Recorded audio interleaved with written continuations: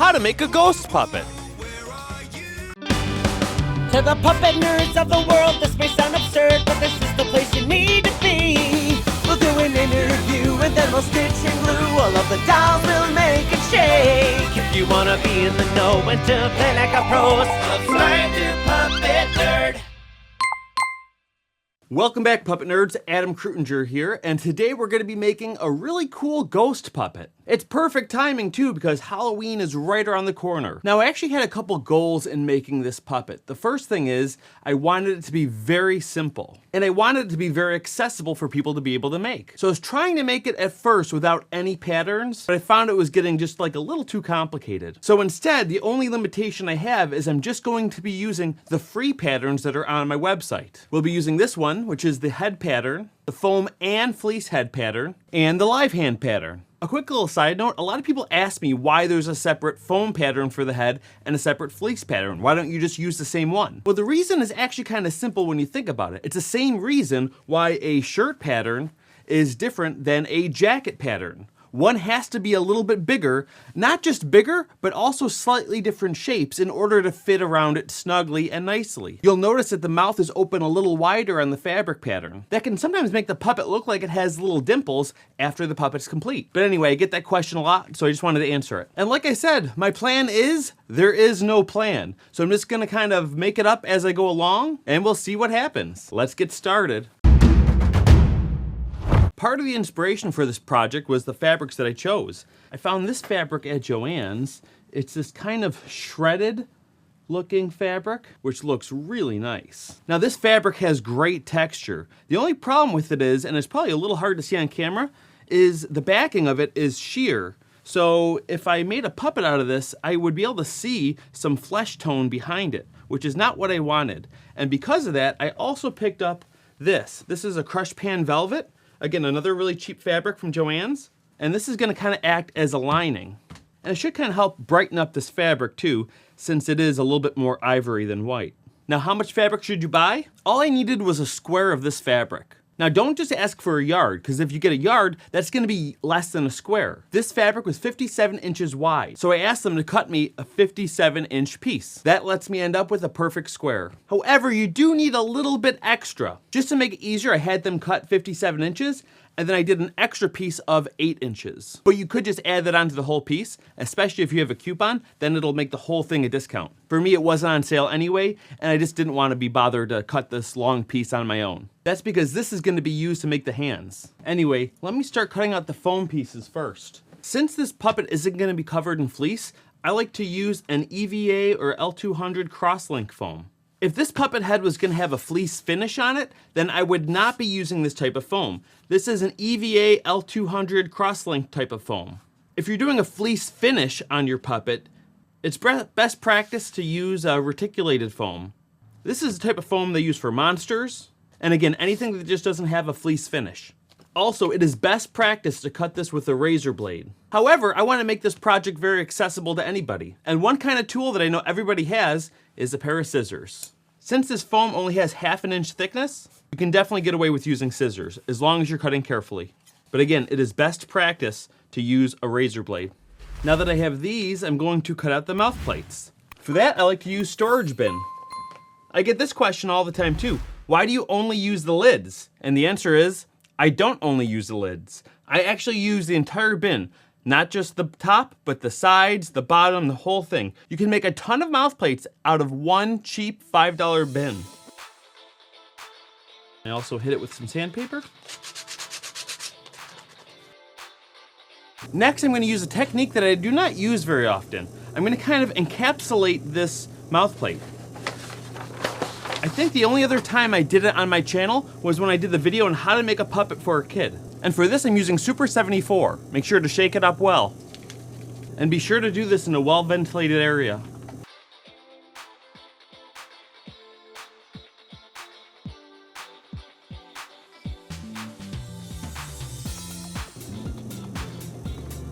And I like to leave a little gap between these, about 1/2 inch.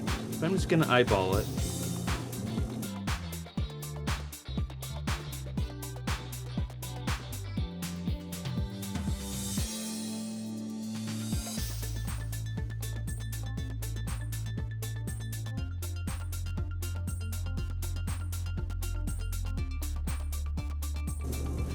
Try to get it to lay as flat as you can. It's okay if it's not perfect. Really press down around the edges so you can see the outline. And make sure to use some old scissors or cheap scissors that you don't really care about to cut it out. That's because the glue will gum them up. And I like to leave a little bit of space, about a 1/2 inch or 1/4 inch all the way around.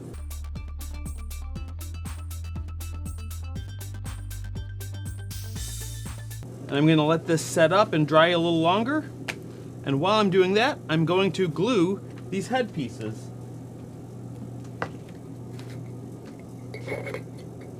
Again, make sure to do this in a well-ventilated area as well. I'm using contact cement for this, but you could easily use hot glue.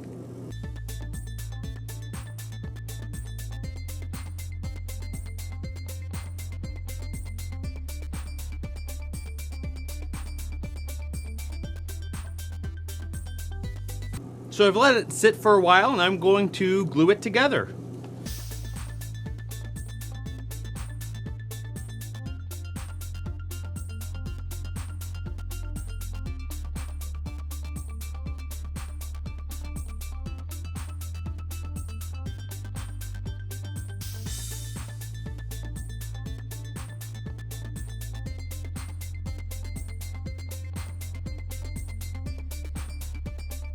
So next what you want to do is put a little dash here, and a little dash here, and a little dash here, a little dash here.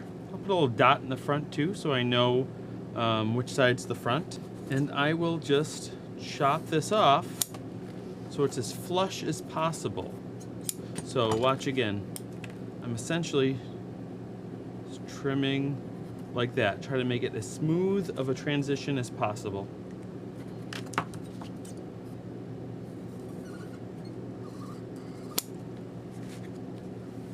But anyway, I'm going to glue this mouth plate into here now. I'm going to put a little bit along this lip too, so I have something to attach that seam allowance to. So I'm really going to glue this down and hit that seam allowance too, so that it really has something to bite on when this is all glued together. Now I'm going to let that dry for a little bit. And just like that, this half is completely dry. So I'm gonna line up the front of it and the sides just like this. The edge of there.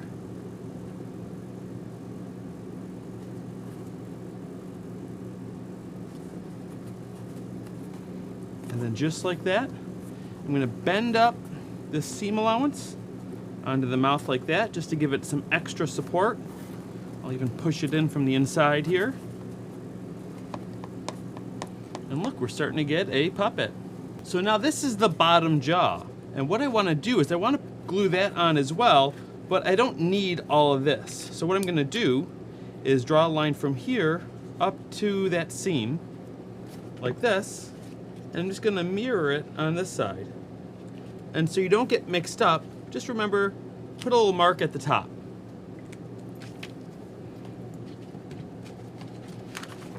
So now, I'll just chop this.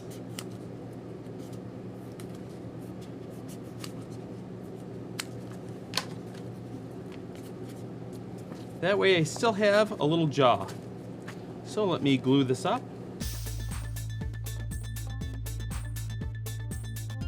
I'll do a little bit on this edge too, for the seam allowance.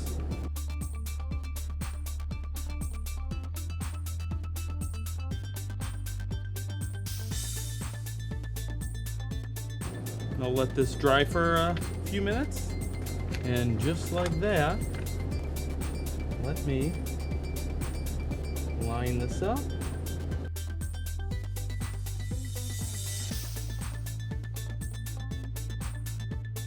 This will keep it nice and strong. Now, before I move on to the fleece cover, I want to do a head plug because that's my favorite type of grip inside of a puppet. So I'm just going to use this thicker foam. You can use whatever you want. This is a 1-inch L200, a little bit thicker. So let me go ahead and kind of measure this out the best I can.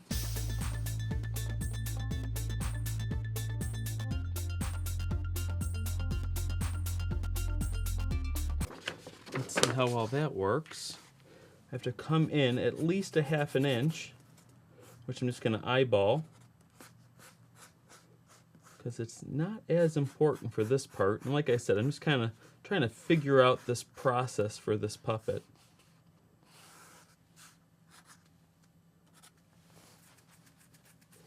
This is the front, and this is the back.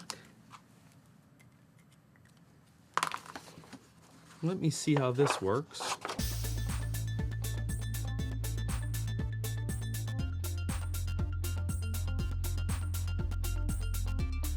Now this you will need to cut with a blade because it's so thick. But today I'm going to use a coping saw, which actually isn't as bad as you think.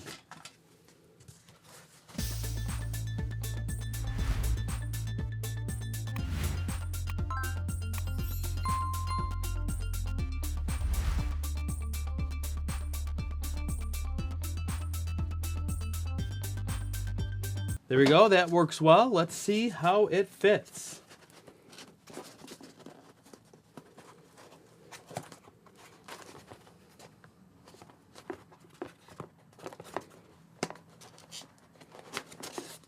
That seems to fit well. It's a little snug, but that's okay. I think I want to glue some fabric down there so that this doesn't wear away as fast. This is just some scrap fabric that I have.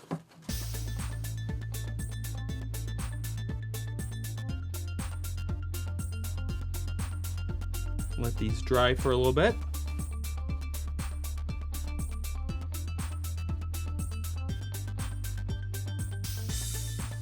And then again, just use some cheap scissors to cut off all the excess.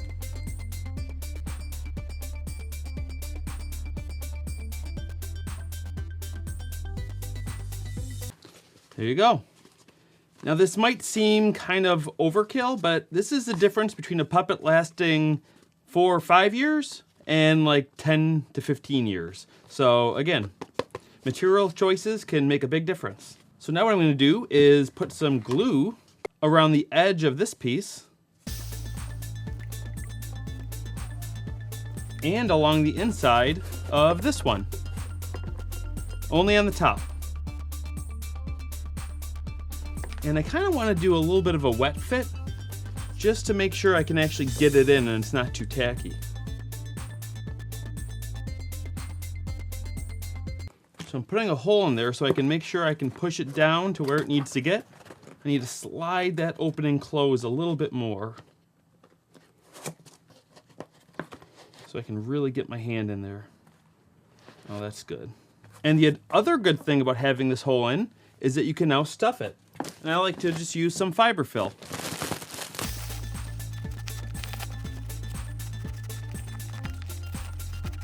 And then I can just glue this up again.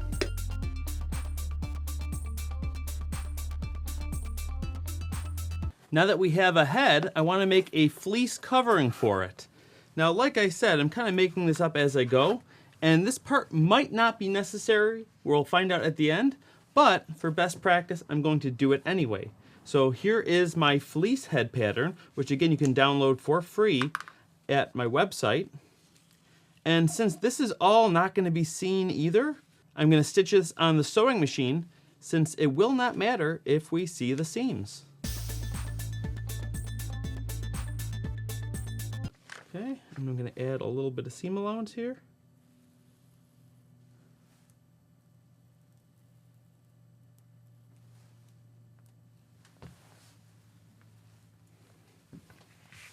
And I'm going to stitch through all this. I'm going to stitch this edge, and this edge. Do not stitch inside the mouth, do not stitch the neck, and do not stitch this closed yet.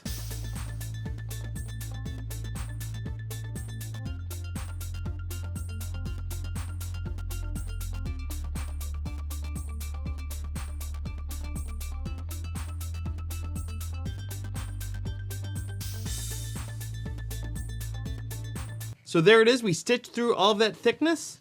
So now let me cut this out. I'm going to cut out some seam allowance here because I will have to stitch that on the machine too. And then just cut as close to the stitch line as you can without hitting the stitch line.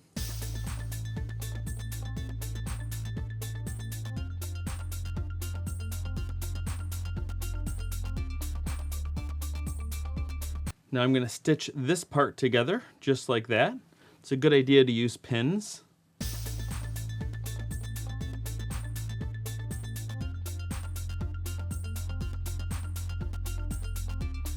And there it is. Now that we've stitched together the head cover, the fleece cover, I'm going to put it on. Since the mouth is open, we're going to put it on through that, because that's the bigger hole than the neck hole. However, I don't typically do that with this pattern, because typically I personally stitch the mouth plate in and then glue that in, but we're not doing that today. So I'm going to put it in through the mouth like this. Line up the top seam with this seam. Now I'm going to start gluing this to the inside here. I'm going to use Fabri-Tac for this, or 3-in-1, which is pretty much the same thing as Fabri-Tac, but just a little bit cheaper, which I like that.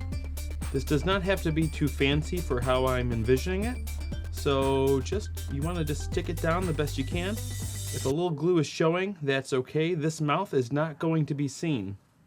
So it actually doesn't matter if it's black inside the mouth or not. It will be black inside the final puppet, but it won't be this fabric. You will see why later. If what I'm thinking about doing works as planned, it should be just fine. This here is the pattern for the free hand pattern that's also on my website. We're going to be using this to make live hands for this ghost puppet. I'm going to put this head to the side to dry a little bit longer.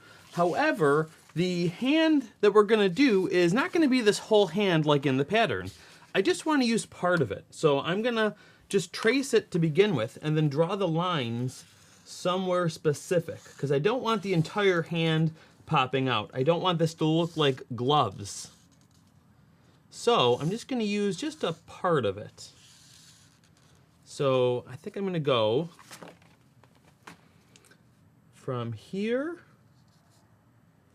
actually maybe a little higher, from here to here, like that. So let me cut this out.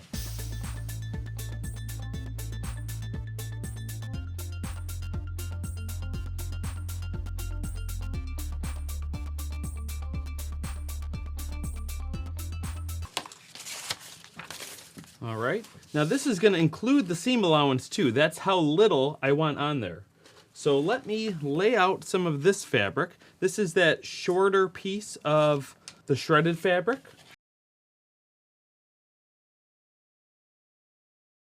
You want to make sure your stretch is going across.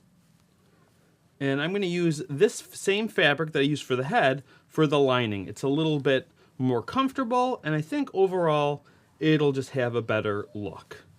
And it'll feel more like a traditional puppet that I kind of make and use. So let me just trace out this pattern.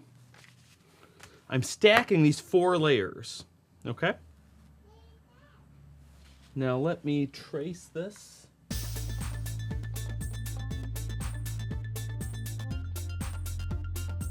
Now before I sew, I do want to pin this all down so it doesn't slide around on me. And I will be sewing this on the sewing machine as well. Now when I stitch this, I'm only going to go around the fingers like this. Be sure to keep this bottom open. And you'll notice I doubled up the fabric on this side and I doubled up the fabric on this side. I didn't sandwich it, and you'll see why a little bit later. But there's no right or wrong way to really do this, as long as you have the fabric you want facing out on the inside like that. But here I go, I'm going to stitch it now.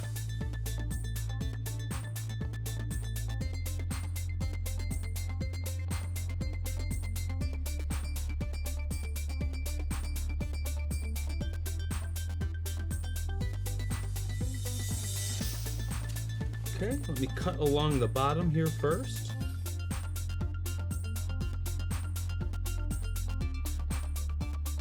Now I'll cut around these fingers.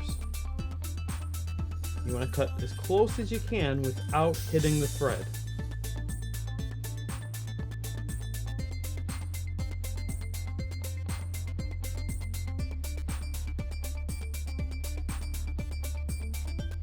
There they are, all cut out. Now, if I flip this around, one finger at a time,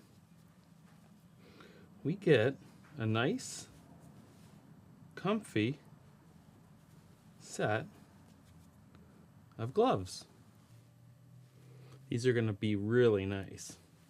Okay, so I doubled up the fabric. I have the velvet underneath this textured fabric. Now, what you can't quite see because my camera can't zoom out far enough is, let's pretend that this is both layers of the square of fabric. What I did is this. I folded the fabric in half this way, and then I folded the fabric in half this way, and then that means this corner, I can count 1, 2, 3, 4. And this corner is 1, 2. This corner is 1. And this corner is also 1. But you want this corner, the corner that it ends up being the middle point. So we got to find the middle. So again, I fold it in half this way, so the middle is there. I fold it in half this way, so the middle is there. Got it? Which on this huge square right here is actually this corner right here. So that's where I want to put my head. So now that I'm ready to put this corner on my puppet, here's what I'm going to do. I guess I'm going to use a stand. What I really want is the cross section where the seams meet to be on this corner. At least that's my goal. So that being said, what I'll do now is, I think I'll just, again, I'm kind of figuring this out as I go. Going under both layers.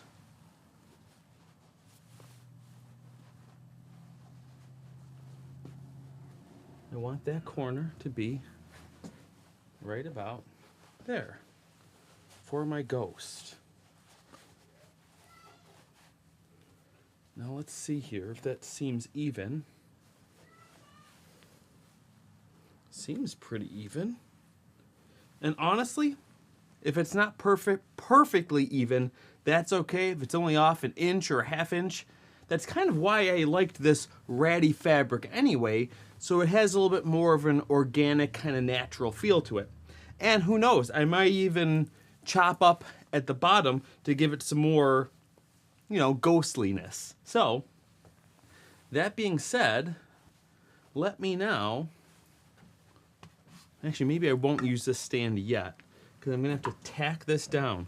One thing I'm noticing is this is not the lightest puppet ever, since this knit fabric has a bit of weight to it, a little bit more than I would have liked. Maybe in hindsight, I would have used a lighter fabric. You know, I forgot how heavy it can get using all that yardage. But anyway, it's fine for this project. It's kind of an exploratory project anyway. I'd consider this, when it's done, a working prototype. So keep that in mind. So right now the mouth is open here. I think I'm going to stitch it from the outside. Since I'm going to be using white thread anyway, if I do a nice big basting stitch, it should be just fine. So this is the corner of the mouth. I can feel it. So if you're wondering, this is why I covered the head with fleece, so I have something to really bite into when I stitch this on. It was the only thing that I'm glad I thought of ahead of time. Even like I said, I'm kind of winging this whole build. Okay, so I'm definitely grabbing that fleece.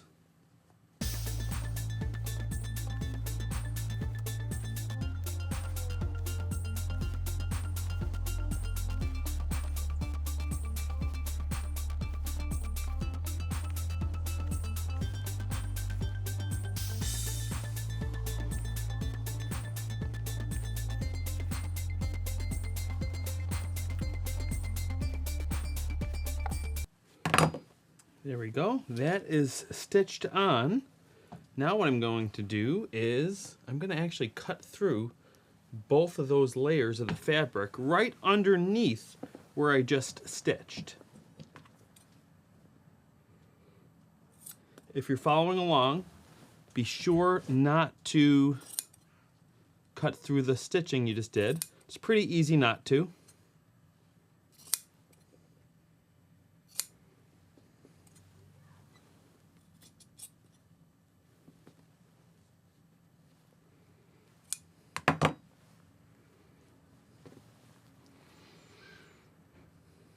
Okay.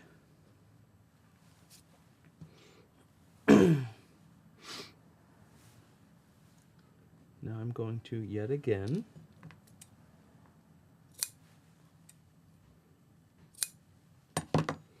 stitch this bottom to there.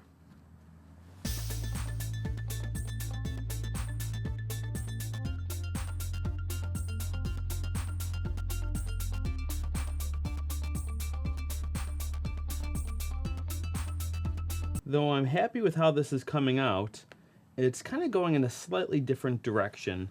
This kind of has more of a traditional puppet mouth than I wanted it to. I was going to try to do something really letting it hang in a different way and being more of like a, almost like Gingy's mouth if you watched the puppet I built for Shrek, the musical. I was going to try to have it end up looking more like that. It might still, but at this point, it doesn't seem like that's the direction it's going in. Sometimes these puppets kind of just end up going in their own direction.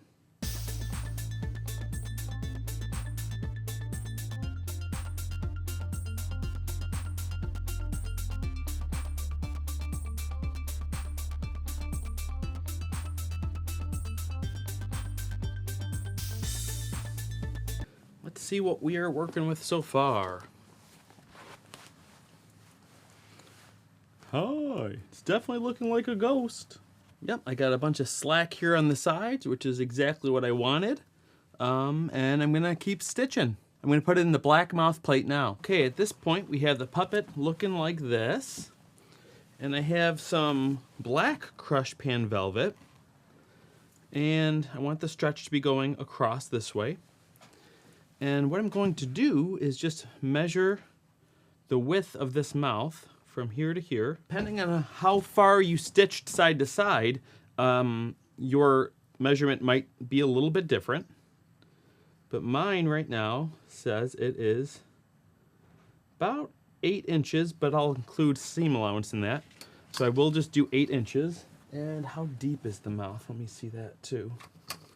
It is about 3 inches. So then it'll be 6 by 8.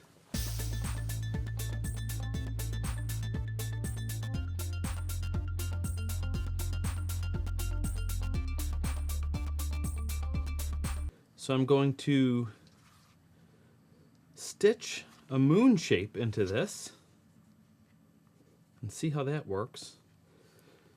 And I'm going to use a contrasting thread so that you can see it. It's not because I'm too lazy to change my thread color. So there it is, and there's the contrasting thread so you can see exactly what I did. I went in on the corners there, and just so it has a little less slop there, I'm just going to cut the corners down.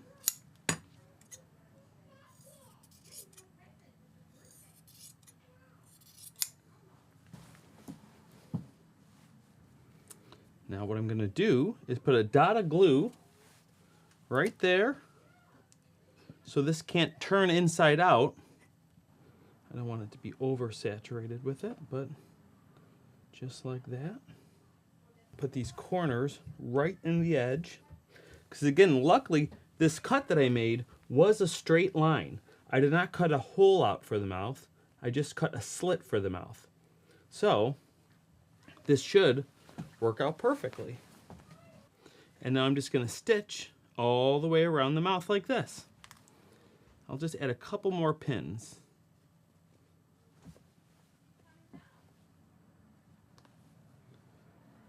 Pinning helps you from accidentally gathering it. Because sometimes by the end, you get there, and then you have some extra. And you don't want that to happen.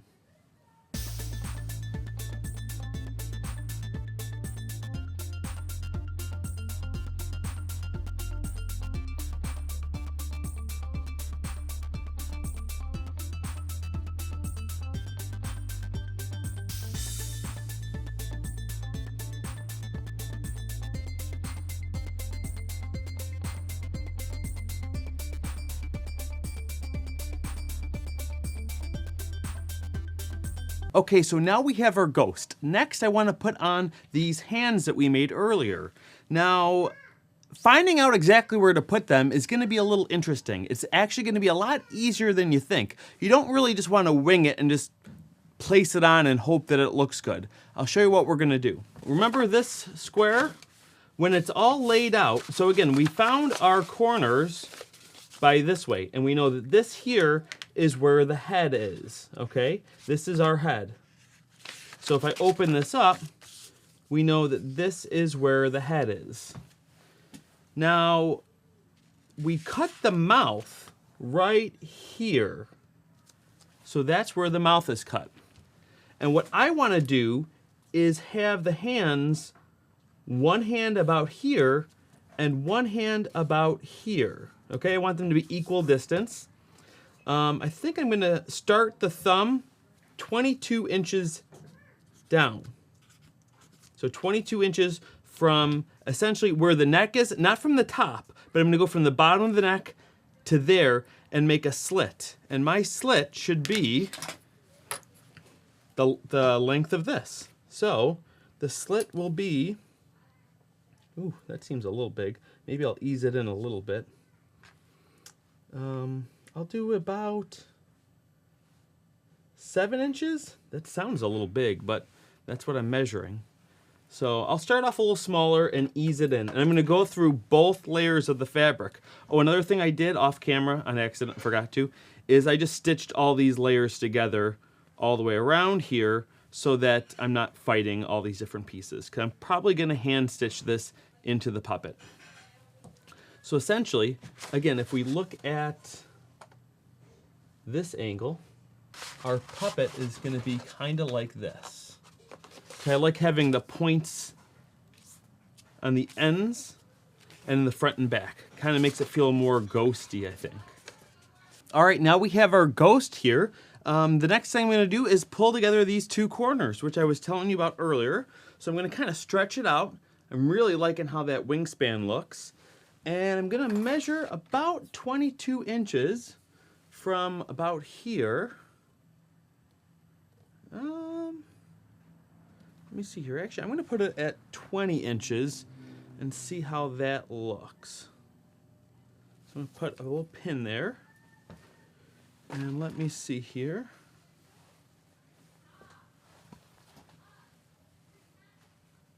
Yeah, I'm going to do it at the 20-inch mark instead. That feels like a good length. I'll give it a little snip.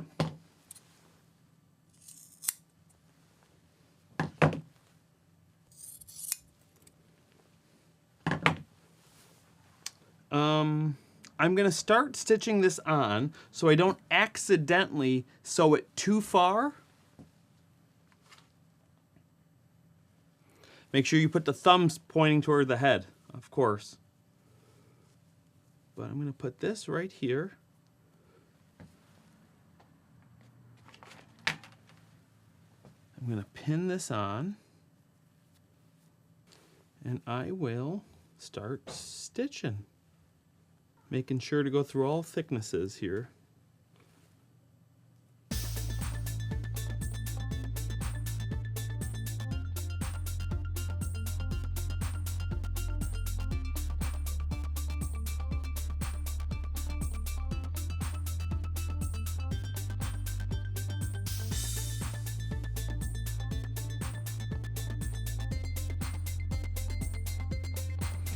And this is looking pretty good to me. So now I just have to do the same thing on the other side.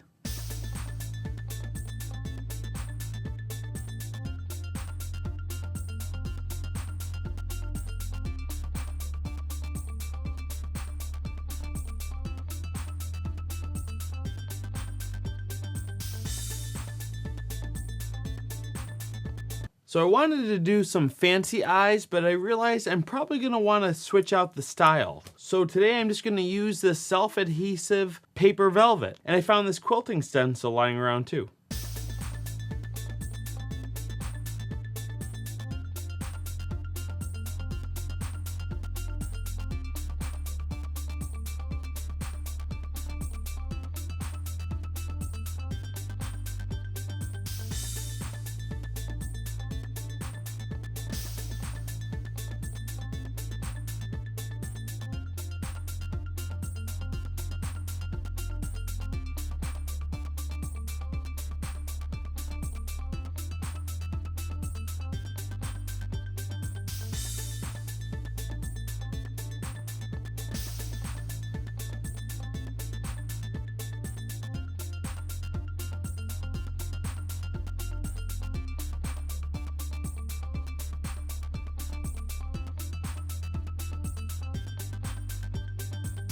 So I think that looks pretty good. Again, the nice thing about this is if I want to have a different expression, I can just peel these off, put on different ones. They might not re-stick as good each time, so I might eventually have to replace them if I move them around a lot, but that's okay. It's just a cheap little sticker anyway. Ooh, ooh. So this is how he came out. I'm pretty happy with how he came out. He moves really well. Now you might be wondering how he's being controlled now, because clearly I only have one hand inside the head and my other hand is here. This is a live hand puppet and it actually takes two people to control it, which is why I have my wonderful wife Maria here, giving me literally a hand. But anyway, if you want to learn more about how to perform a puppet like this, you should pick up my book, Puppetry 101. It's a perfect guide on how to do all different types of monitor puppetry that's used for television and film. You learn how to perform all different types of characters, like live hand puppets, rotted characters, as well as mechanized puppets. And this isn't the kind of book that you just read. You should study it too and mark it up, because this is even more than just how to perform puppets. You learn how to write scripts, some building techniques, how to put together a show, how to advertise a show, and so much more. Well, this is how he turned out. I definitely kind of consider this a working prototype, even though it's definitely going to be usable. It's not something I would be confident enough to put for sale or give to a client. And this is the way I did a lot of my puppets. They're kind of working prototypes that I then learn something to make a puppet better when I do make it for somebody else. And I also love that this is an example of taking existing patterns and turning them into something different. One thing I get asked all the time is how to make all kinds of different animal patterns. So I'm working on a video on how to take some of the patterns that I already have and turning them into different animal patterns. Anyway, I hope you enjoyed this video. And again, don't forget to order your own copy of Puppetry 101. That's it for now. We'll see you next time.